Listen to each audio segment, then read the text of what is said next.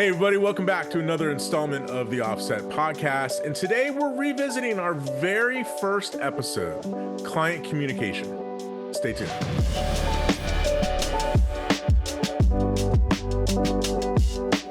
Support for this episode comes from Flanders Scientific and the XMP 270 and XMP 310, the accessible, lightweight, and versatile monitors helping to bring HDR monitoring on set while also being very well suited to post-production work. Learn more at flandersscientific.com. Hey, everybody, welcome back to another episode of the Offset Podcast. I'm one of your hosts, Robbie Carmen, and with me, as always, is Joey Dana. Hey, Joey, how are you? Hey, everyone. Well, Joey, it is hard to believe that we are this far along, but we're now starting, we're at that stage in the show where we're going back to sort of revisit subjects that we had previously visited or discussed. And what's a better way to do that than start at the very, very beginning, back in early 2024, our very first episode on client communication. This is an interesting one because this is probably, as we've said over the course of, dozens of episodes, that it is a communication business. It's a client-facing business. It's a customer service business. And so, of all the subjects that we could start sort of this retrospective tour on, this seemed like a good landing spot to kind of go back and kind of just revisit it because, hey, it's been 2.5 years. Maybe some of our thoughts have developed on this. And then, looking at that episode, we didn't get into some of the particulars that I think now we have a better grasp on, or we talk about more, that kind of stuff. So this episode is sort of a rehash or revisit of that, but also piling on and adding on to some new thoughts and some new ways of dealing with communication issues. Does that about hit it for you? Yeah, absolutely. I think it's just, like you said, like we've said a dozen times, it's a people business, and people can be your clients, your customers, but it also can be your collaborators or other vendors you deal with, or if you deal with subcontractors, any number of different kind of communication lines pop up and down in every single post-production project and workflow. And it's just gotten 1,000 times more important now that remote work is so much more normalized and so much more common. You might have collaborators across the country in another country. So there might be language barriers. There's technology barriers. There's a million different ways we can talk to each other and communicate. And the really important thing, the most essential thing is that, you need to be clear, concise, and effective when you're communicating with anybody in your workflow ecosystem. And there's so many different concerns with every different method of communication that goes into that. Yeah, and I think the other thing that sort of dawned on me about this is that, these things are not just about client communication. Sure, that's like where we'll put our focus here, but I think since, in the 2.5 years or so since we recorded that first episode, I think a lot about other types of communication that are not client, so internal communication, like between you and I and other people on our team, working with a third party, like maybe there's a mixer involved on the project and I need to communicate with them, right? I think some of the lessons learned about client communication are apropos to internal communications as well, whether that be people on your team or people just involved in the project that are other than the client. I think that kind of thing happens too, because I'm sure we've all been in situations too where it's like, hey, project is going swimmingly, and then there's one vendor that you have to deal with that's like, oh my gosh, this is like difficult, right? And so I think that kind of the strategies about client stuff also will play into how to communicate with those people as well. Yeah, and I think it's really extra important for colorists because, we're kind of the last assembly stage of the project, right? So we deal with everybody. We deal with creative approval. We deal with technical issues. We deal with graphics. We deal with audio mixes. We're kind of the very end of a very long and complicated process. So we kind of need to touch on how do we effectively communicate with basically everybody involved. Yep, yeah, absolutely. Cool. So before we dive in, just as a quick reminder, as always, you can check out the show on YouTube. Our entire library is there, organized by season. So it's a great way to watch if you want to watch the video version of the podcast. Of course, the show is also on all major podcast platforms, including Apple Podcasts, Spotify, and so on. Perfect for your next commute or drive or summer trip to check out the episodes that way as well.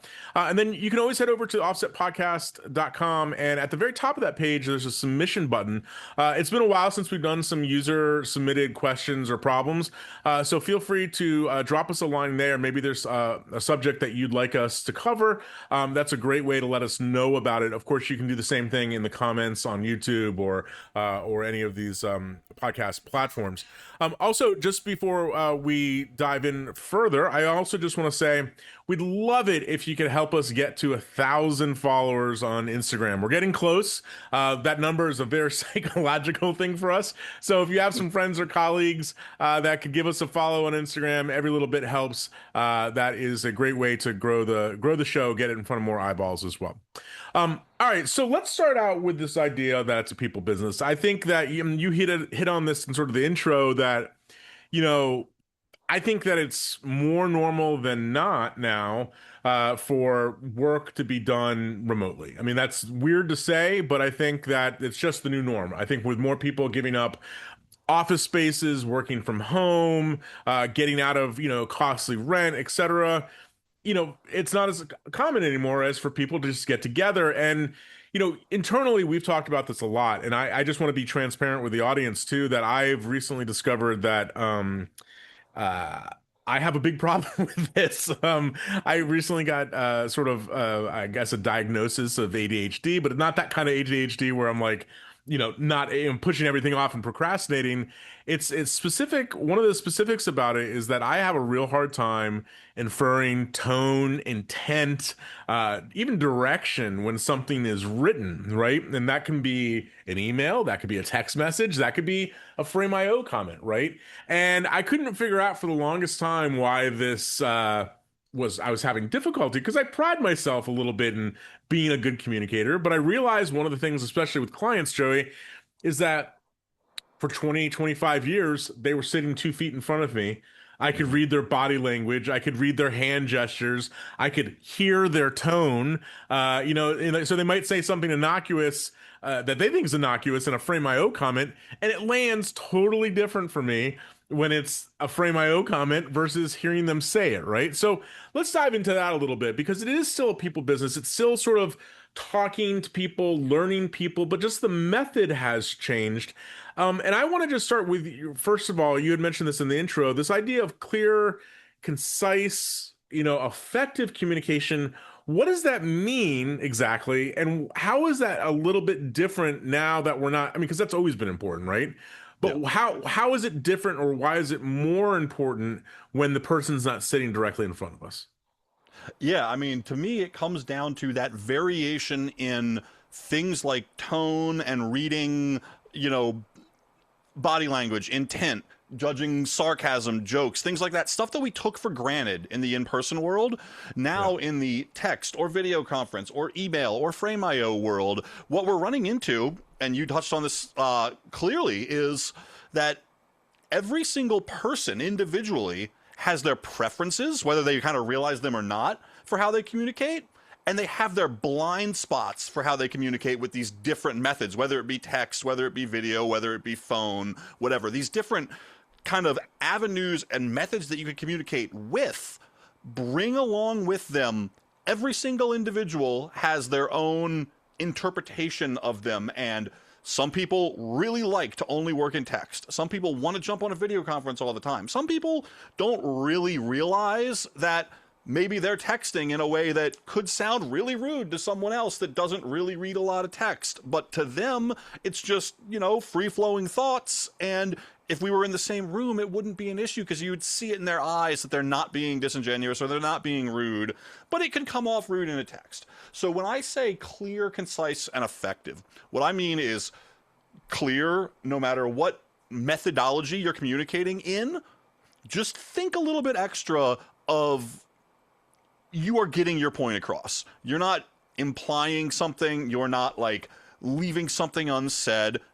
Just make an extra effort to be clear, concise, because no one wants to read a billion line email. People are going to start to kind of fade off. You know, you don't lose focus when you're face to face nearly as often as you lose focus reading a long ranty email, right? Yeah. And Yeah. effective is just kind of bringing those things together so what you're saying gets the idea across without dropping into any of these potential minefields of, oh, so and so doesn't really get tone from a text message, or so and so over here really doesn't check their email very often, and this might go unread or something like that. So you kind of put all those things together and just take into account the medium.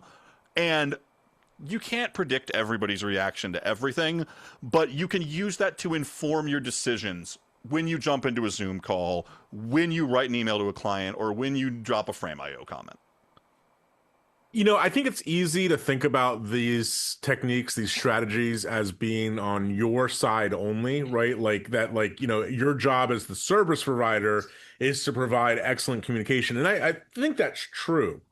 But I think one of the hard problems for me in this new world has been is how can I, and I'm using this term loosely, but how can I train the client a little bit better for effective communication? Because Oh yeah. I think that's the thing too, is that, like, you know, we've said, you know, hey, the client has preferences for how they want to communicate: text, email, video, whatever. Like, that same thing is true on your end too, right? Like, I know I said here, like, hey, I don't do a particularly good job at, you know, reading some of this stuff, or I read tone or intent or whatever. And I've said to you, even internally in our communication, like, hey, I'm way better when we're face to face or on a video call or whatever. And I think that kind of training is also something that you can kind of subtly put into play, right? So, like, if you're writing an email and you're like, hey, blah blah blah blah blah blah, and you're doing all the things that we've just talked about, and you get one word answer like fine, great, awesome, you know, or so, or the opposite of that, it's verbose, and you're like, I can't tell if this person's digging into me or not. I think those are opportunities to sort of to state it clearly, like, I couldn't tell exactly what you meant by this. Maybe we could jump on a quick call so I can understand better, and, like, be proactive about that before there's a communication breakdown or misunderstanding. Like, you have to do what works for you too. So yes, in one hand, you want to do what's best for the client. Hey, I get it. Like, you're busy. Email's better than voice or video call. But at the same time, like, it's your job as the service provider to also stop potential miscommunications in their place. And if that means, hey, dear client, I need you to do what's best for me for this one time, like, that's better. And I also think along the same lines too, like, you know, one of the things in the past, since the past 2.5 years since we've done this episode, was that I've thought about the frequency of communication. And here's what I mean by that is, so, like, when I'm getting confused, right? I tend to not, I now these days, I tend not to send an email at every, or, you know, call at every confusion point. I let 3, 4, 5 things build up. So then I'm like, hey, you have a history of confusing me, right? And then it's just an easier response of, hey, I need clarification on this bucket of things rather than just this one thing, so I'm not coming back every time too. Yeah, and you know, what I like to think about when it comes to kind of nudging the client into maybe a different type of communication, which is a very useful thing to do, is think about signal to noise ratio. As you're going back and forth, you know, kind of keep track of how much noise there is and how much intelligible signal there is. And if you find yourself that the signal to noise ratio is going down, maybe it's time to, like you said, hey, client, let's just jump on a quick call and we can talk this through. Now, you got to think about these methods again, because the opposite could be true. You could have a client that loves to jump on Zoom calls, but none of them are productive because they're sitting there like their cat's jumping around, they're chit-chatting, they're distracted, or they're just like really easily driven into tangents. So you could kind of like, okay, schedule the Zoom call to be only 15 minutes, and you get to the end of that 15 minutes, say, okay, great, we made some progress here, but I've got this link up on Frame.io. Could you write up some notes, and then we'll jump back on a call and review them, right? So you can kind of If the text isn't working, nudge them to a call. If the call isn't being effective, nudge them to a more concentrated, sit down where they have to focus aspect, like a text or a frame IO or something like that. But you can kind of monitor that and just figure out, hey, what's the signal to noise ratio in this feedback? And is this the time to try to intervene and try something different? Yeah, I think a lot about the idea of having agendas and plans. I think that that is better than, hey, let's just get on a call and talk about it. It's kind of open-ended, right? It could go a lot of different directions. It could lose focus really easy, whatever. So like one of the things I've started to do too with clients is like, in maybe it's in the title of the Zoom call, or maybe it's when I email them the link or whatever, it's like a bullet of, hey, this is what I'm trying to cover. Bam, bam, bam, bam, to keep us both focused and to make that communication a little bit more effective in that regard as well. The one other thing that pops to mind about this in terms of overall strategy too is that I think it's awkward, but at the same time, I think we've all made plenty of mistakes assuming that, hey, this seems like it's good communication, it's working. I think it also pays to be a little awkwardly overt about this, right? Be like, hey, listen, I'm speaking for myself. Hey, client, I'm a very verbose, talkative kind of person, right? And I'm going to be throwing a lot at you. I don't want to bog this down. What's the best way for me to do this? And just like, it's kind of a weird, like, situation, but like at the same time, get them to just say, you know what? I appreciate that. That's very thoughtful of you. Hey, the best way for me is just to send me a text when files are ready. Like overtly getting that information, I think, is better than just assuming which way it is. Now, let's switch gears a little bit because I think one of the things that has, and you kind of alluded to this, people, cats jumping around, etc. The video audio conference it never went away after after the pandemic, right? I wish I had 1/10 of 1% of the income that Zoom makes, or or Google Meetup or whatever, right? Because it's crazy. Let's talk about that a little bit because that is it's a new way. It's like a weird medium ground. It's not maybe as good as being in person, but you're hearing inflections, you're seeing body language, that kind of stuff, right? But I think there's still a lot of problems with it. And I want to give you two or three problems that I have with Zoom or video phone conference calls and see if you agree and amend them. So, number one, I find it actually easier than in person to be a bad communicator in terms of interrupting, right? I'm really bad with that to begin with because my mind is racing and I'm like trying to complete somebody's thoughts. But when you add in potentially like a little bit of latency, plus And I maybe just almost stepped on you to mention latency because we're on a Zoom call, and I stopped myself. Just like, wait, I'm about to, what? I was in my head, but you're right. The latency. Every user has their own latency, Totally. so that flow of conversation, it's very easy to step on people, no matter how good the conference is. And it's exponentially worse when there's three, four, five people on the call. And in the places like Zoom or companies like Zoom know this, right? They have the hand raise icon and all that kind of stuff. One thing I would say that I've been working on to various degrees of success. I definitely do it better with clients than I do it with you because I still step on you all the time and interrupt or whatever. But one of the things that can help is with a Stream Deck, with a keyboard shortcut or whatever, like use that mute control, right? And it really can help you like configure it to where it's like, it's a press to talk, not a press to mute. And that will get you a little bit more conscious about like that is somebody done? Is that interruption done? I also think that we have a tendency, or at least I have a tendency, to like not let silence fill the conversation, and that can be good and bad. Like I think it's like my attempt to like not make things weird or keep the conversation going, but it also has the end product, especially on video calls, of making it feel like an interruption, making it feel like you're stepping on somebody, right?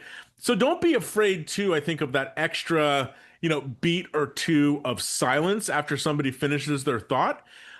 It can actually be a very good thing to let somebody know that like you're processing what they're saying. You've thought about it, and now you're going to return it to them. And so I think that's one thing to be aware of. Support for this episode comes from Conform Tools. Conform Tools allows you to translate timelines between Premiere and Resolve and other NLEs while automatically solving common issues that normally need to be fixed by hand. Avoid time-consuming trim and transfer issues and securely send large media files to collaborators at a fraction of the size and in minutes instead of hours. With a growing toolbox of features, let Conform Tools handle the tedious stuff so you can focus on the creative. Built by post professionals, Conform Tools helps editors, colorists, and conform artists move faster and finish stronger. Learn more at conform.tools. Now, you mentioned also like people feel uncomfortable. I feel like I kind of understand what you're saying about that. We'll extrapolate on that a little bit because that's an interesting thought. It's because look at our setups here, right? We have professional cameras, professional lighting, real nice microphones because we're recording a podcast, right? Yep. We're the minority of people. Most clients, we've set up home offices for dedicated, actually doing our work in an office. A lot of people, especially clients, producers, any of the stakeholders in this process, might not have that luxury, right? Yeah. We might be in their living room. We might be, interrupting their day in a way that is physically different than if we were in the office, right? If we're in the office, there's a set of expectations. If I am coming into your house in your living room, that's a different set of expectations. And that can make some people really uncomfortable. That's why, Zoom has some tools for this, blur the background, stuff like that, or background replacement. But even with that, the inherent possibility of distraction, the all of the things of bringing someone into your kind of personal space in a professional context can really turn some people off and make them kind of close down mentally. And I think it's just important to be cognizant of that, right? When little things go wrong, ignore it, let it pass. Try as hard as you can to make people feel comfortable in the conversation without being too overt about it. It's just one of the many things I think that now we really need to be cognizant about versus, in the office, there was just this normalized set of expectations that has now gone completely out the window. And it was like a light switch that flipped when they went out the window, right? So we had this set of expectations. They don't apply to my producer is sitting at their kitchen table now talking through notes over Zoom. It wasn't like we're going to slowly transition to that and figure out how best to utilize that technology. It was, oh, this is what we're doing now. Cool. Hi, cat. Hi, bright sunshine coming in through the window. It was like a light switch. And I don't really have any actionable, like you have to act this way or you have to act this way. It's just something when you're talking to your clients or you're talking to your collaborators, be aware and have some patience because they might not be feeling the same way about their little Zoom environment that you are. I never really thought about that, but I think that is true, that they're not focused on the conversation. They're worried about the screaming kid in the background or the dog barking or whatever it may be. And they're less focused on the content of the call and more focused on that's a really interesting perspective. In person, you never looked in a mirror of yourself while you were talking. Yeah, that's true too. Yeah, that's true too. So I think that, all those things are good. I think the idea of, sort of meeting agendas for video calls, sort of the expectation of the environment, all that kind of thing. The other thing that strikes me about video call communication, that I think, I don't know, I go back and forth a little bit about this, right? Is that, you said something just a second ago about the mirror on the wall. I think that one of the things that is in our line of work in post-production and communication that you should always be prepared for, and I think it helps, is when things are discussed in abstract, right? And this is, again, one of those things where I feel like we can do better jobs at replacing the suite kind of thing. And I'm not talking, I want to be clear, I'm not talking about like a streaming review session per se. I'm just talking about the interaction that happens in those kind of moments in the suite where, picture this, there's a problem, right? And so you turn your chair around or you go over to the couch and you're talking through the problem, right? Or the issue or whatever. And oftentimes you'll be like, oh yeah, you know what? Let me switch back to this other shot and see if it's there. Or let me point something out on screen or whatever, right? And I think one of the things that can be helpful in video conferencing for communication is if you're discussing especially something technical, before you jump on that call, like I'm not saying like you have to build a slide deck or something super professional, right? But be prepared to demonstrate and show things. I mean, because like after all, like why are you on a video call if like you could just do it as a phone call if you're not going to show and tell a little bit.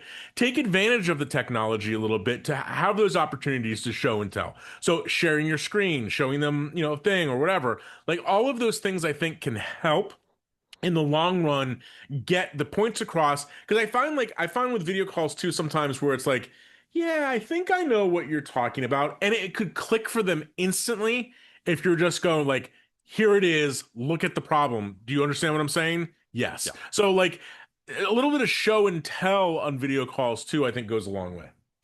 Yeah, and that's kind of replacing. You could just point to the screen in the office. You could kind of make gestures and explain things. It's just kind of trying to find these little ways to make each one of these methods just a little bit more effective. And that kind of brings me to the next category of method for communication, which I'm going to call asynchronous text. As in, Okay. it's not real time, it's not Slack, it's not Discord, we're not text messaging. It is all text based, but it is completely asynchronous. So that basically encompasses email communication and things like Frame.io comments or Dropbox comments or something like that. And that's another thing where we always used it, but now that we're primarily leaning on it, I think the expectations have changed a little bit, and we need to be cognizant of that.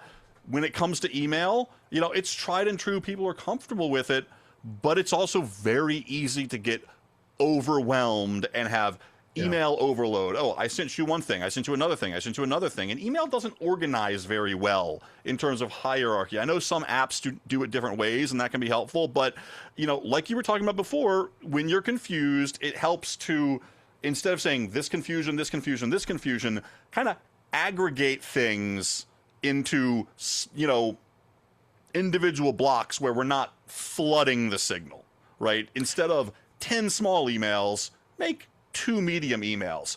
Again, like we talked about earlier, though, being cognizant with not making a gigantic email. So like in emails, So it's a balance. And that applies, I think, to Frame.io comments as well. yeah, the gigantic email thing is I mean, I said this in that first episode. It's a problem that I have with being too communicative and too detailed about things. One of the things that I've tried, I think so I think that one of the obstacles is the wall of text in an email, right? Somebody sees the wall of text and it looks like a novel, they don't read it, right? And I can't tell you how many times I've had clients be like, "Oh, it'd be great if you could do XYZ," and I'm like, yeah, and that classic snub, right? Of per my last email, right? I did say that, right? And they just didn't read it because it was this huge block. So one of the things that I've experimented with in the past year, a couple years since we've done that episode, is I try to a couple things I'm trying to do in email that I think makes it more effective. I'm trying to separate, like really kind of build sections in an email, right? So like here's like a classic example. Let's say I'm sending somebody a review link, right? Very first thing, that review link is above all else. It's here's the link to the file right at the very top. I don't want to have them read where is the link, And where that's was the it? end of most of my emails. It's true. Followed by I think breaking up paragraphs into bullets, dashes, some sort of like whatever. And then I think the third part of that is that it's that internal litmus test.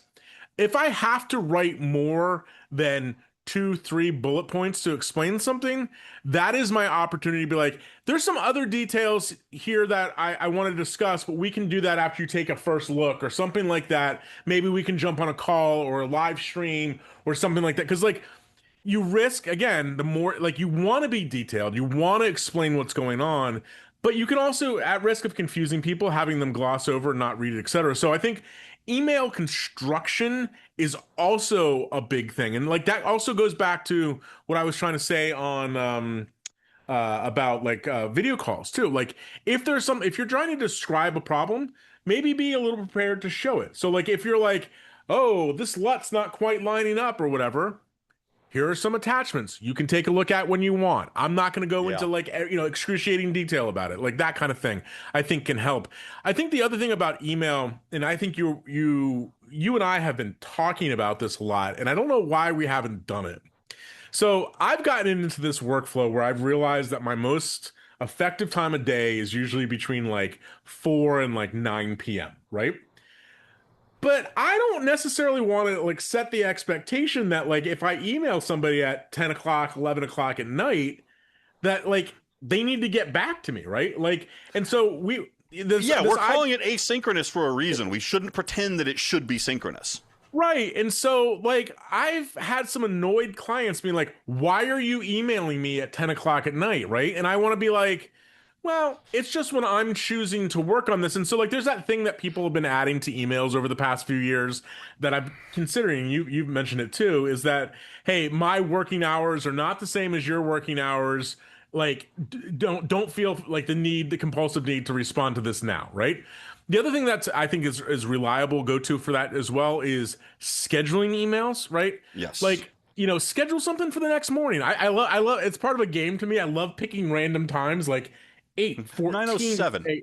right, 9:07, right? So it seems a little more organic maybe than it really is. But that kind of thing, like it's helpful for you, right? Communicate Yep. when it's on the top of your head, but nothing saying that it has to go out then, right? So I would say, leverage both of those things. Leverage, like, let people know that maybe your working hours are not their working hours, and that's fine.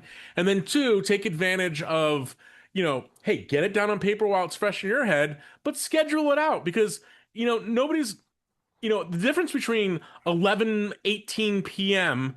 and somebody looking at it at 8:42 a.m.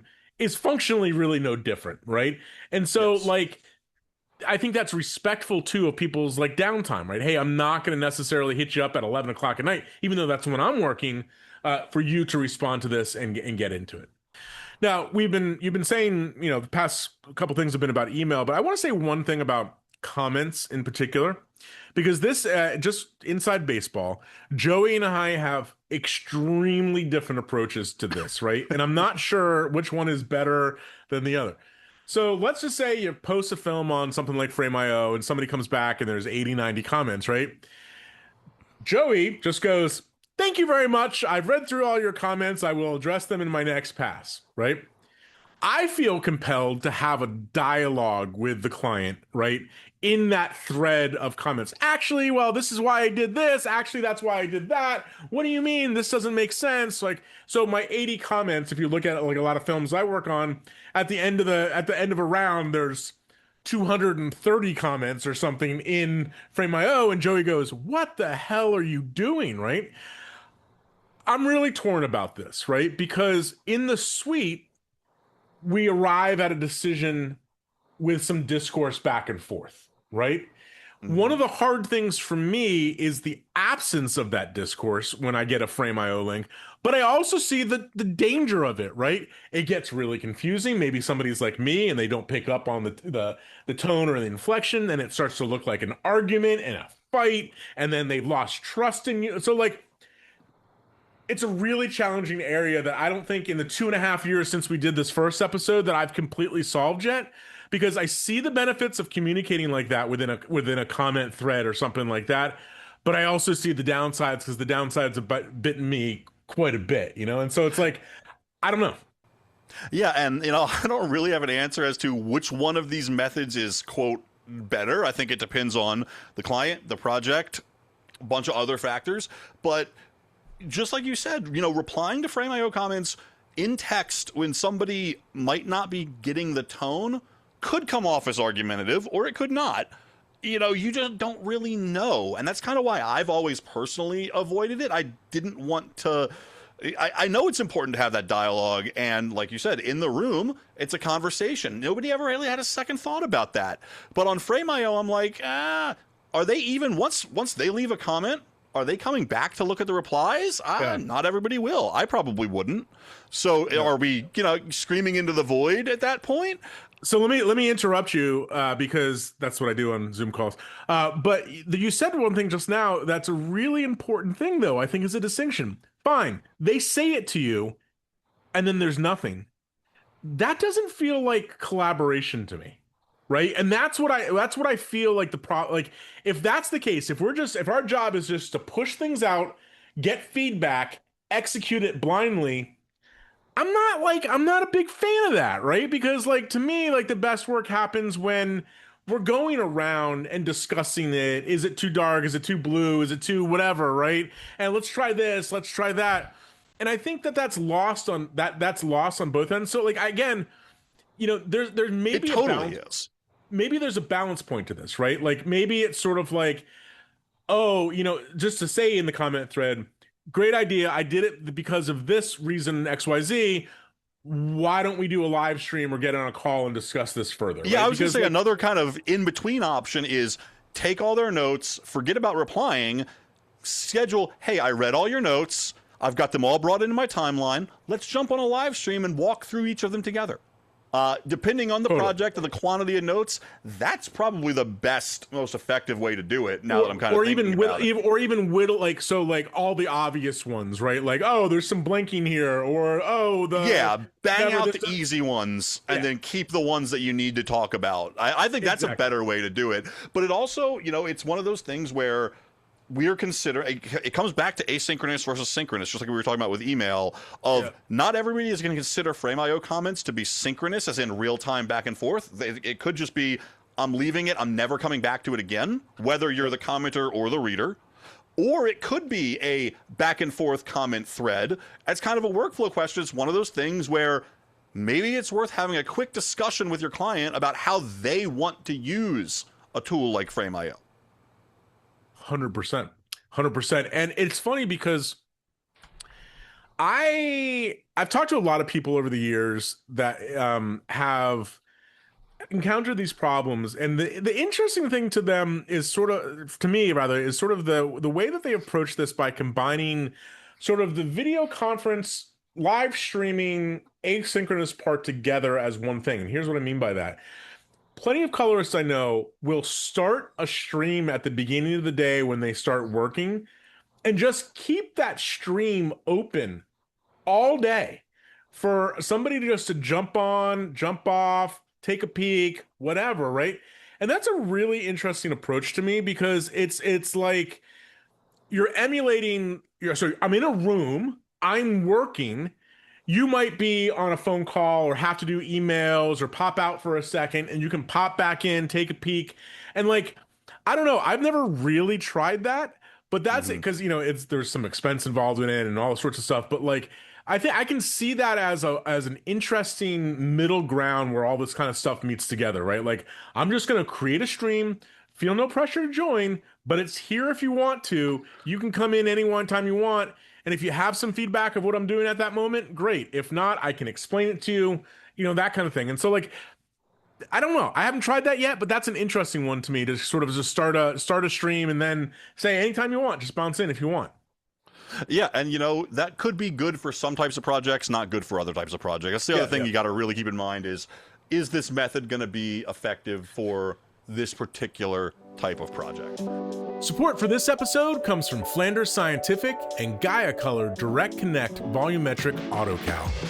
Calibration of reference displays is critical in our industry, and there's no easier way to calibrate than by using Gaia Color, which is standard on DM, XMP, and XMP-C series monitors.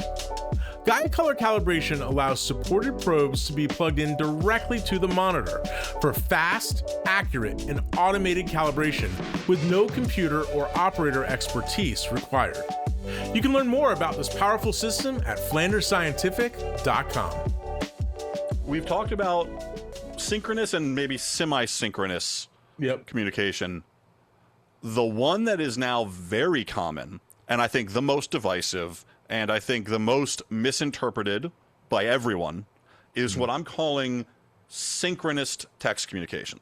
That is I type something, it appears on your screen. You type something, it appears on my screen. It's a chat. It is a live chat. That can be text message, that can be Slack, that can be Discord, that can be whatever internal tool a client is using for collaboration, right? It is literally just a chat room where things are happening. You can tag people, you can add files, things like that.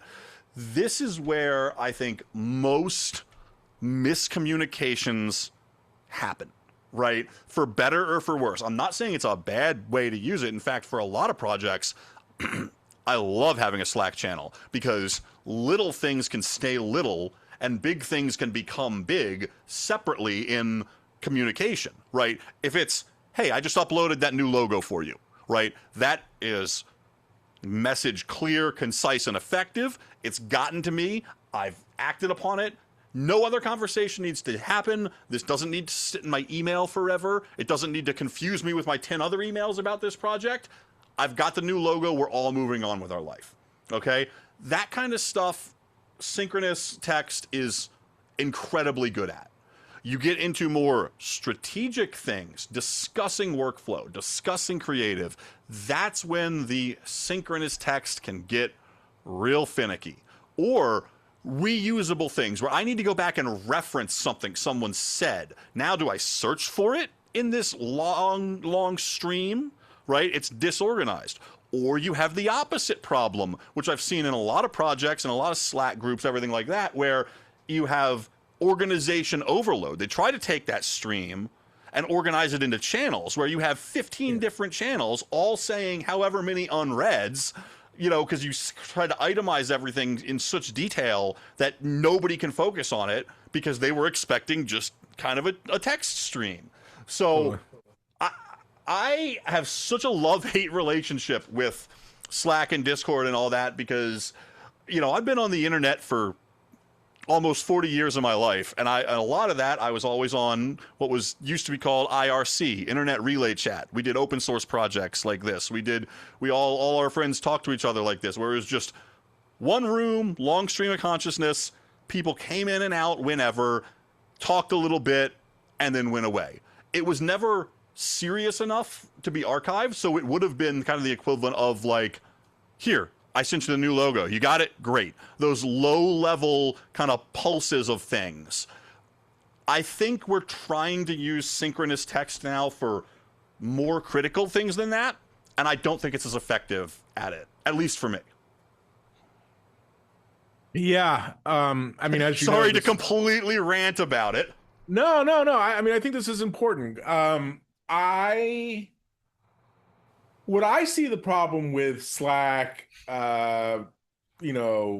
Discord, others, Nextcloud Talk, whatever, like any similar instant messaging kind of tool is that ostensibly it's like, yeah, I'm sending when this is, convenient for me, but it really does make the other side feel like, oh, they've seen that I've read this or whatever, and it's there that I have to respond immediately, right? And so I think there's a lot to unpack there, but let me start with that one. And that is I think that one of the ways of handling this is it goes part and parcel with understanding what their preference is, right?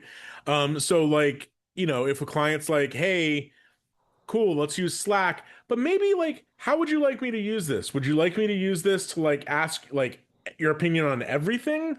Would you like me to use this only on like things that I need from you or things that we're delivering? Like, get some sort of parameters about that communication.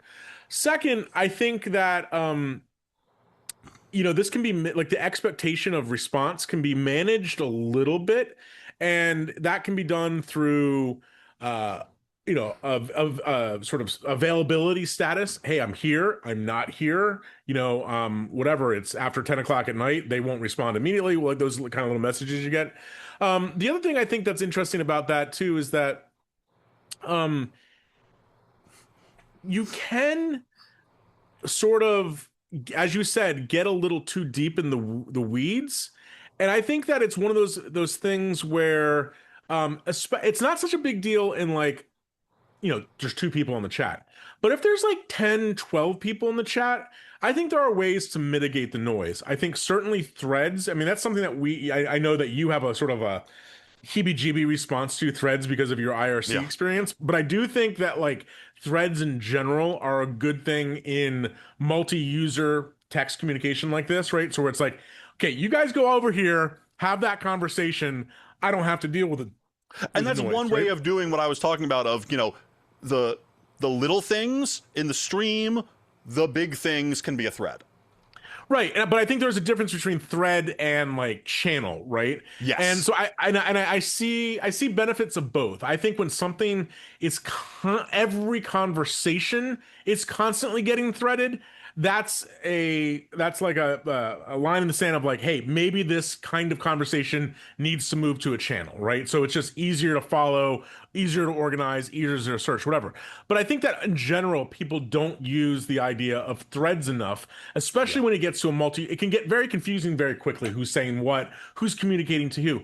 In the same regard, though, it's pretty simple, right? Like it's just an at Joey, at Rob, whatever. Like to direct your communications a little bit, I think is a small thing that can help, right? Because I think we've all been in that experience where there's 10 people in a server and it's like, who are you talking to? Who is your question for?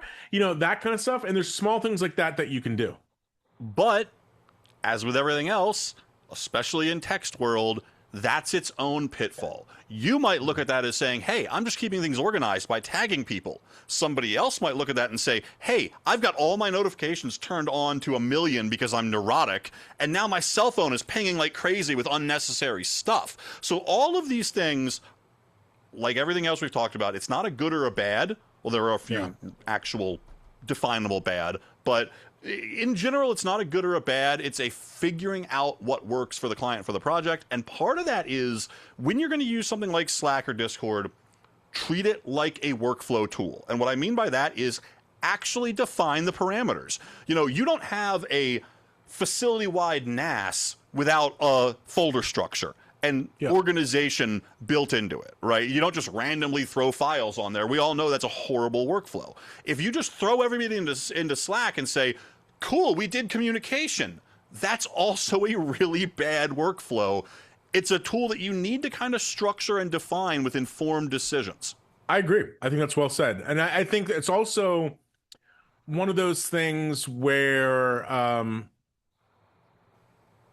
I find that people try to extrapolate what works for an internal tool to necessarily getting it to work with an external set of people.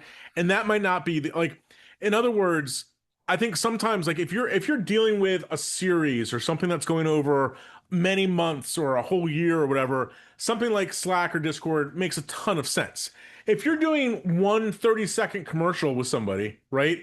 The whole idea of getting them set up, hey, invite them to our Slack, whatever, like it's just a level of complexity that's just like, it's just not needed, right? You're trying to over-engineer, you're forcing somebody into a system that might not be really required, right? And I think that part of this thing is also a little bit of a subconscious thing that's happened in the past 5 years or whatever, where, okay, great, everybody's working at home and people are working in their underwear or whatever. They don't want to get on a video call, as you said, because things are awkward. So then they treat Slack, Discord sort of like that for everything piece of communication.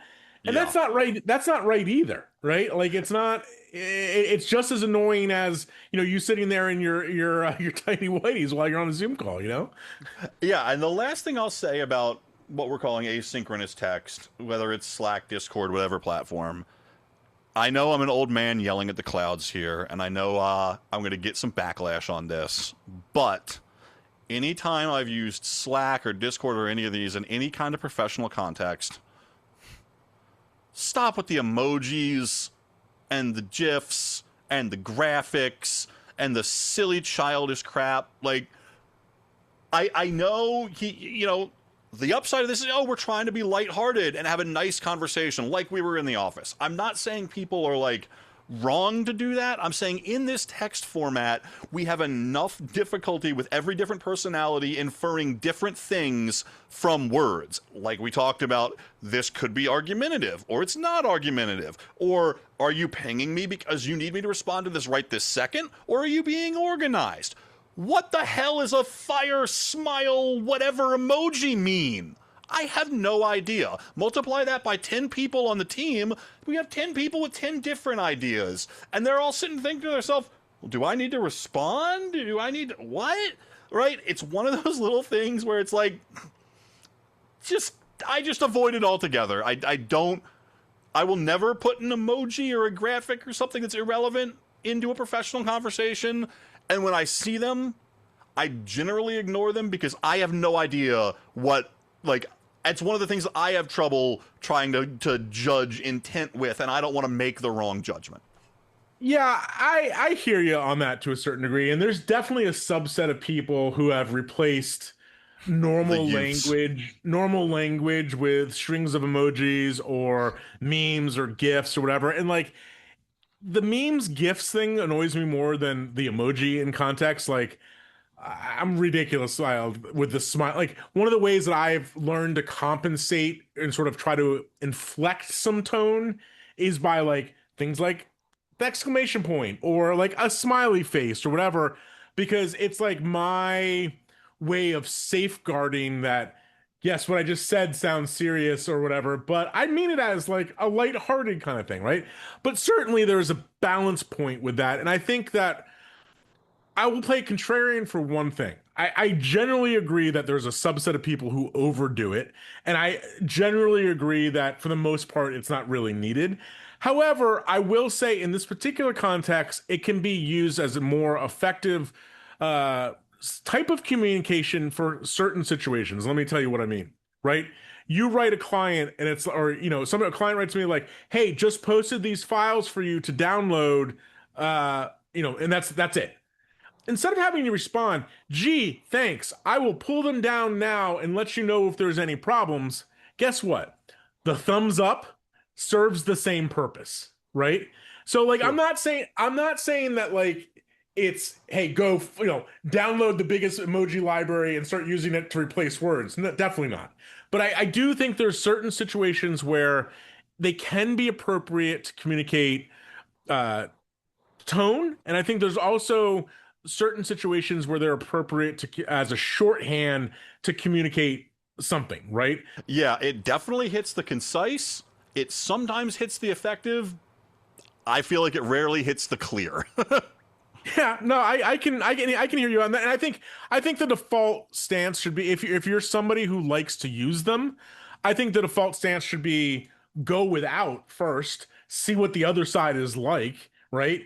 And in general, even if both sides are using these things, tread carefully because there's definitely a line where it's just like, what is this person doing? And I think in the professional context, I think is the biggest clue about this, right?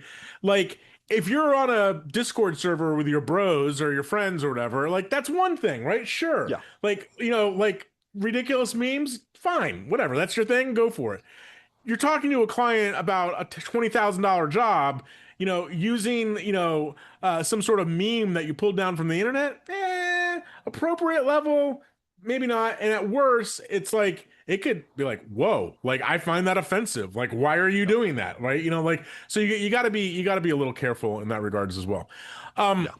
Now, two other things before we close this out is that, I wanted to kind of hit on this point of the opposite side of where I think that this conversation is going, and certainly our first episode was going, is that we hit hard on the idea of like how important communication, types of communication, all the things we've talked about here.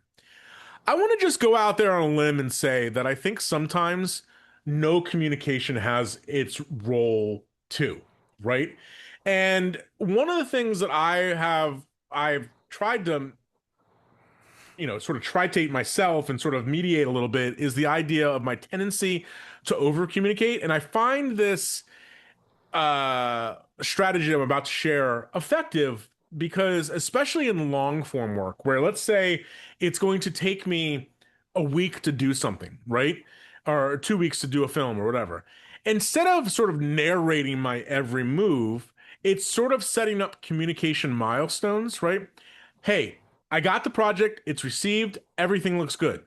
Hey, that's a milestone right there. I've received it. I've loaded it in. It looks good.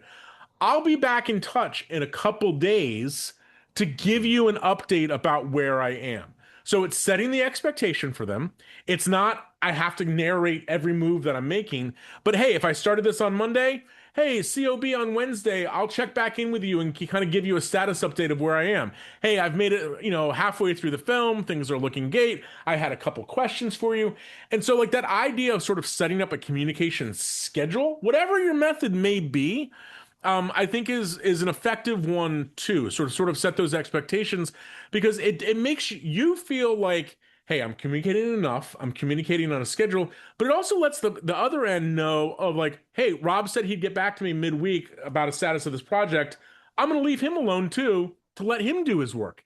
Because that's the other thing that we haven't really spoke here too. It's like we've made it seem that us as the service providers are the one who are doing the over communication. We've all been a part of projects where, Jesus, just let me work. Stop bothering Yeah. me with tidbits about this, right? And so I think that by setting up a communication schedule like that or something similar, it also lets the client off the hook a little bit. But like, okay, cool. I'm just gonna let them do their thing. They'll check back in if they have any problems or questions, right? And I don't know. I think everybody finds a little balance point for that. But it's one thing that since we recorded this episode a couple of years ago that I've really tried to focus on, of like right at the start of the project, I'm gonna brief you kind of in this schedule. Does that work for you? Great. I'll just do my thing. Yeah. The only thing I would add to that is, if you're going to do that, and I think it's a great way to organize kind of expectations for a project, you got to stick to it. And if that means kind of setting yourself reminders in your calendar, hey, I said I was going to email this client back on Wednesday. If you said that you're going to email them back on Wednesday, even if you don't have anything really actionable to report, you still want to send them an email on Wednesday, because that's what you said you were going to do. And you want to set the expectation with the client that I've frameworked when and how we're going to communicate. I'm going to stick to it. You can rely on me. Yeah. And I think that there's a tendency in that regard to at least for me, that I need to also moderate and prioritize what is important at that moment for that piece of communication, right?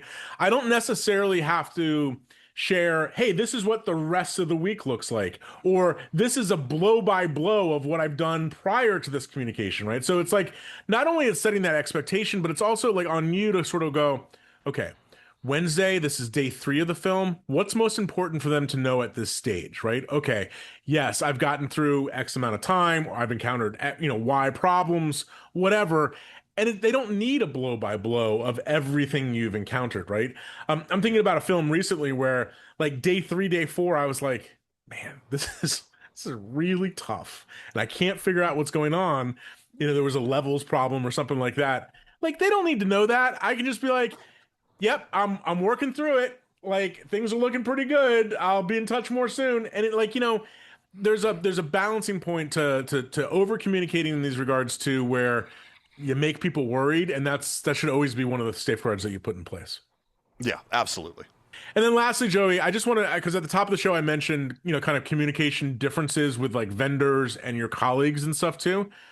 I want to just say that I think everything that we've discussed here and in the first episode a couple years ago is germane to that type of communication too, right? Like, yeah, you might be a little more casual, you might be a little more relaxed. God forbid, use more emojis, right? Like, my point is that all of those things play into the other people. Like, if you're that colleague that's constantly yapping to another colleague and they're not getting work done, you're going to get a bad reputation for yourself, right? So all of the things that we've learned about client communication, I think, play to vendors, internal communications, and that kind of stuff as well. Agreed. Cool. All right. So, we've had fun kind of revisiting this episode. Again, this was our very first episode from 2.5 years ago. I think looking through the library, there's a number of these that we could jump on again. If you have any particular episodes that you'd like us to revisit, drop us a line by heading over to offsetpodcast.com and using the contact form there. As a reminder, that's also a great way to submit ideas for future episodes. It's been a while since we've done any user-driven episodes, user questions. So if you do have some questions or a topic that you'd like us to attack, please drop us a line there.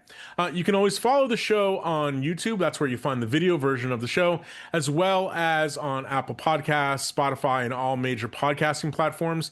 And if you wouldn't mind, we'd love it if you consider dropping or visiting our Buy Us a Coffee link here on screen. Every little bit of support goes a long way to helping the show out to make future episodes. So we'd appreciate any support that you may give. And lastly, if you're on the old social media on Facebook or Instagram, just follow us there by searching for the Offset Podcast. All right, Joey, as always, this has been a fun one. Good revisit of these subjects. Good, personal reminders of some of these strategies and that kind of stuff as well. So until next time, for the Offset Podcast, I'm Robbie Carmen. And I'm Joey Deanna. Thanks for listening.